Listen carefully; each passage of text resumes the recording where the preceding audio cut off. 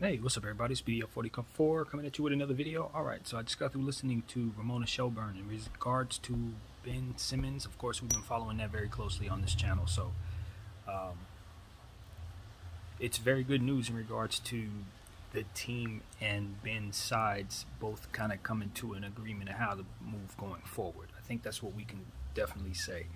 Um, they're trying.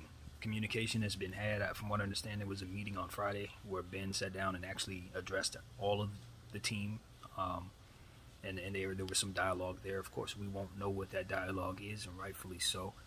But I think, following that, Joel Embiid came to Ben's defense and said, Ben is our brother and we're going to support him, or something along those lines. It's reported by Ramona Shelburne as well. And now, from what I understand, they have ceased fining Ben Simmons. So they're coming to a amicable place, it seems.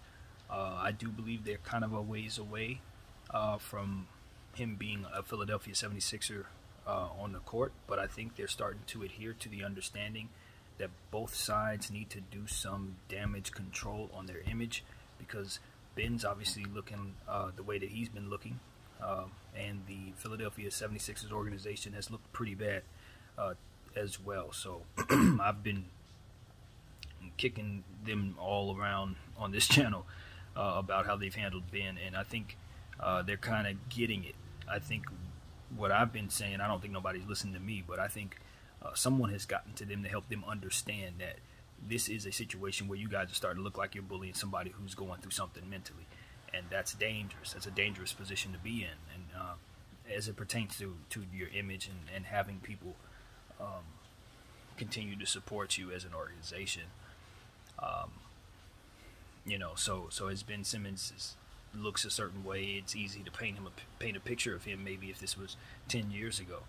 But some of the methods that people go about doing that are now being unearthed by people like myself, and we're just not looking at situations through these narratives that have once worked in the past. Now it's more so question asking and how do you look while all of this is going on, that kind of thing. And I'm sure guys like T.O. would have loved to have had this era to go through what they were going through, because you'd see it differently. Rasheed Wallace, people like that, you would see these situations differently if it were just happening now. And I think some of those situations taught us to look at it the way that we do now. So Philadelphia 76ers organization as a whole, I think, are starting to understand what they need to do to fix their image, and they're starting to be more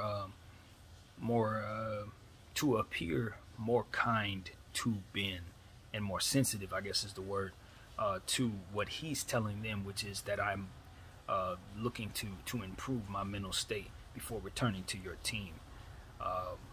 And so that is a medical thing, I think, when it starts becoming a situation where, it can go a lot of different ways. So they've stopped the fining, and I think that's the biggest thing. I'm sure he was hoping to get his money back in his pocket, or at least stop the bleeding, of course. So I think we've been able to effectively determine that he's been able to accomplish that, and you got to give him his credit. It took a lot to probably get back into that situation, feeling the way that he was feeling or what have you. So I give him his credit for that. And I'm sure it wasn't easy for the team to welcome him back as well after some of the stuff that happened there and how they said they felt as well. So I think everybody's now ready to move forward. And I think that's what it's all about. Now, speculating going forward, I still think that the marriage may be over, but I think that it doesn't have to end poorly. This is what I actually think, to tell you the truth. I think that Ben Simmons is going through exactly what he needs to go through before making the shift to the next destination. I think, and we're not talking about basketball right now. We're talking about life and living. So venture into this with me, because it's kind of how I operate and how I think. It's like you can't go into that next place being who you were. All of those demons, all that stuff that you went through, all of that, what you were trying to do was rush away from that and then go into the next spot thinking that you could run from those problems and maybe those problems wouldn't catch you in the next destination. Nah, what's happening right now is you're being forced to face those. Face whatever it is, you're being forced to face it, and then you'll be able to go. So I don't think his future is in Philadelphia. I think that both sides would rather move on at this point. Even if everybody decides to play nice, I think it's time to move on, but not before Ben Simmons kind of has to face these people, you know? Like, he was trying to avoid facing them. Nah, that wasn't going to happen.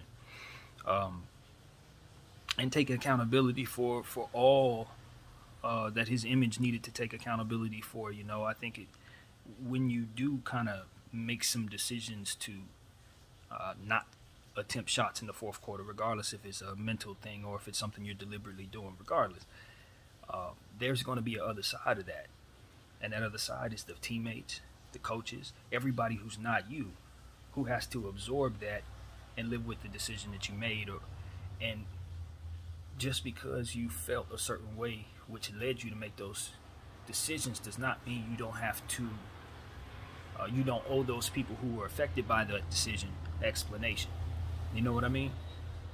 People who would be disappointed, who may not understand why you did what you did, who you may have effectively avoided having to explain whatever it is that you feel into. So they're left in the cold, not knowing how to view you, not knowing how to support you, right?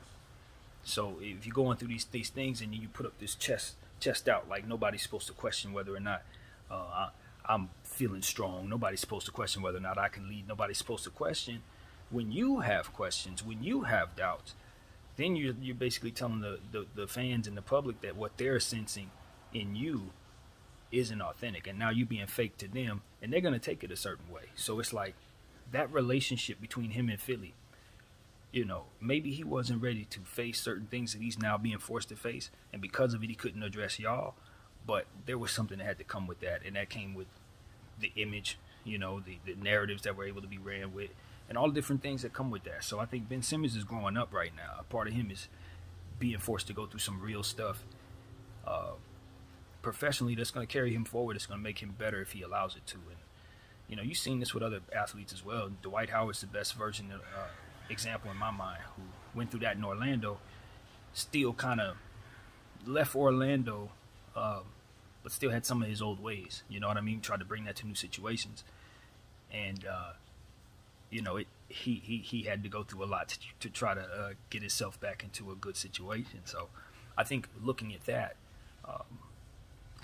this kind of feels like Ben Simmons is almost being able to avoid that path in a way by going through this right now, having to deal with it with the organization, and then whatever happens next, hopefully with the path that they're on right now, could be some peace and some healing and some acceptance, I guess, or some closure, I guess, and things of that nature that otherwise wouldn't have happened if it went the way that he wanted it to go. And not only that, but something in my gut tells me that because it's going to go this way, he's going to end up in a better situation. I just got a weird feeling about that.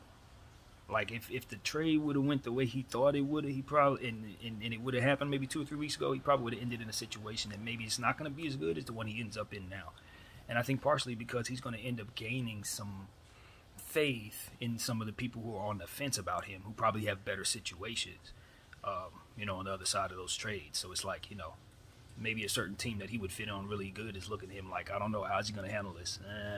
And then now that he's handling it this way, and now that they're kind of come to this conclusion, I think maybe a team or two might up the ante and may put him, put something on the line for him that maybe they wouldn't have, you know what I mean, and go get him. So I'm hopeful for him in that regard, that he can land on in a situation that can help him continue his career in the same trajectory, without as much pressure. I think without as much pressure. So we'll see, man. We'll see. That's pretty much what I got. You know, I think now going forward, we're just gonna listen to see if there's any setbacks in the dialogue, I guess.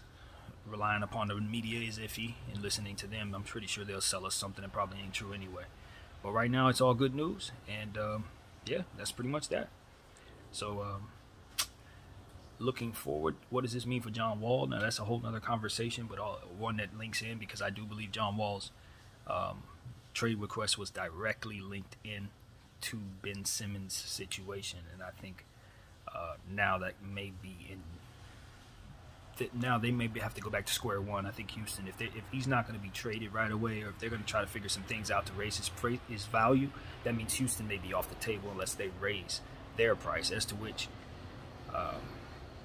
you know, I don't know if they would be in the running. So,